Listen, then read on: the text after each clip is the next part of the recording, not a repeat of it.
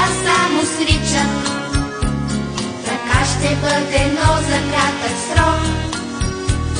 И ние ще пораснем, а тогава възможно е големите урок лучете не от нас да получават.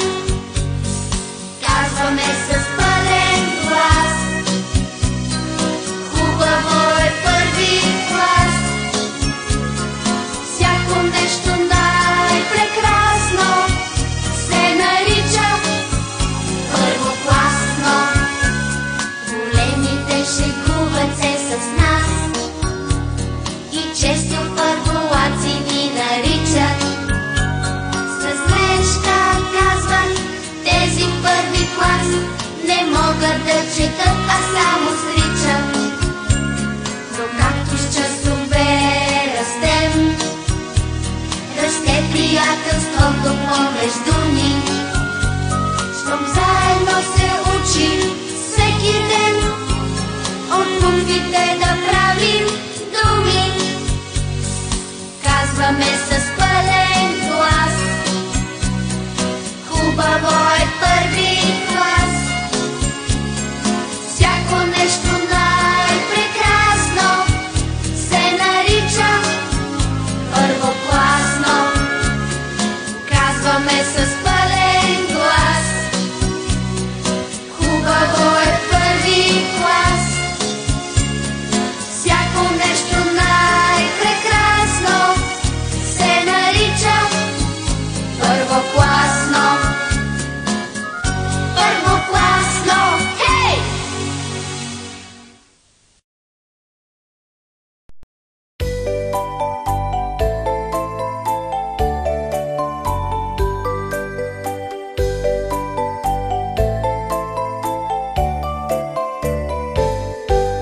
Своята нова жълта чанта аз ще взема тоя час. Днес в училище ще ида, ще постъпя в първи клас. Ще постъпя в първи клас. С Богом вече на игрите, аз работя с календар. Светят шарени корици, моят хубав нов буквар, моят хубав нов буквар.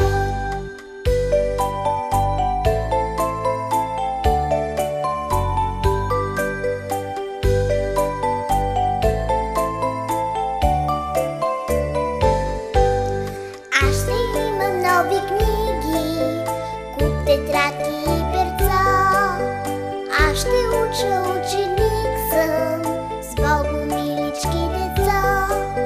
С Богом, милички деца.